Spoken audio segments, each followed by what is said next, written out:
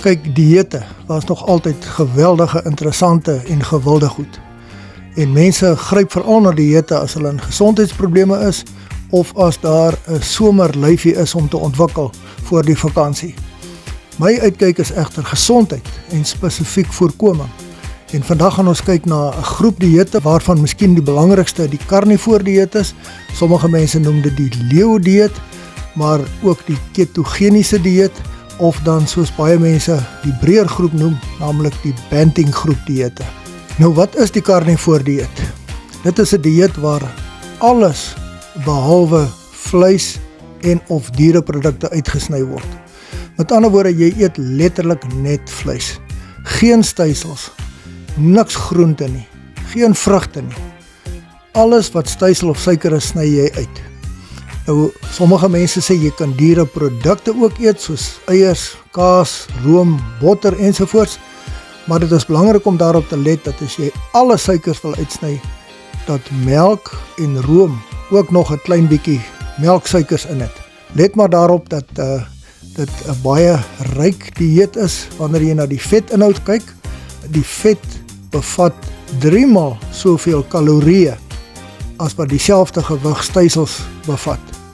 Maar gelukkig is daar 'n teenvoeter daarvoor. Na 5 of 6 dae sal jy baie minder eet, omdat jy baie gouer versadig sal word. Vet is een van die goed wat jou baie gou versadig maak. Die wetenskap rondom hierdie dieet vorder deesdae baie vinnig.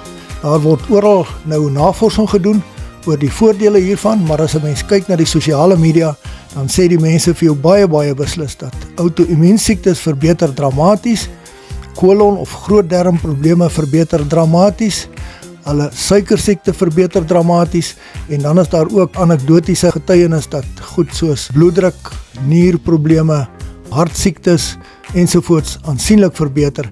Daar is ook mense wat verbeter dat hulle velle verbeter en dat donker kolle op hulle velle kleiner word of verdwyn, en so is daar aansienlike klomp voordele wat in die leuke pers dan gerapporteer word.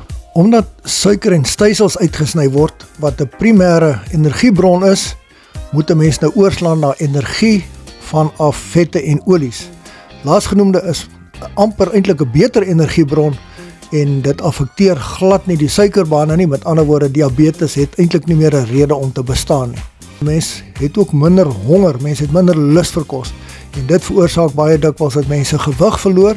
Soos ek gesê het, nie die primêre rede hoekom 'n mens hierdie dieet behoort te volg nie, maar dit gee tog vir mense die geleentheid om gewig te verloor. Soos altyd is daar maar mense wat krities staan teenoor hierdie dieet, en hulle vrese gaan veral daaroor dat hartsiektes bevorder sou word weens die vetinhoud, en dat die tekort aan plantvesels veroorsaak dat jy kolonprobleme kan kry of selfs kolonkanker. Daar is egter geen bewys hiervoor nie. Inteendeel, daar is nou proewe wat versekerlik bewys dat iets soos hartlywigheid beter word wanneer 'n mens nie plantvesel gebruik nie.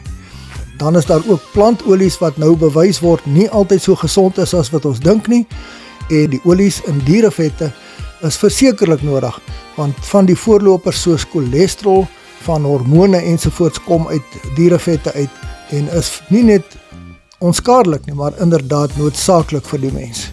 Ek het reeds verduidelik dat daar min wetenskaplike redes is hoekom hierdie dieet sou sleg wees vir jou, en baie mense kom met praktiese redes, met ander woorde byvoorbeeld die koste van vleis.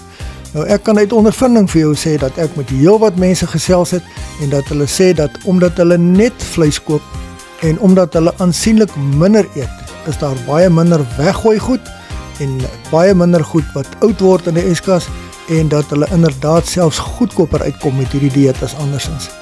Nou, ek dink dit is 'n pragtige dieet, sekerlik nie die enigste een wat gaan werk vir goeie gesondheid nie, maar een om beslis te oorweeg, en ek sal graag wil hê jy moet dit dalk probeer vir 2 weke of so, en dan vir my laat weet. Dit is nie so moeilik nie, vat 4 of 5 dae om dit gewoon te raak, maar jy sal werklik nie spyt wees nie.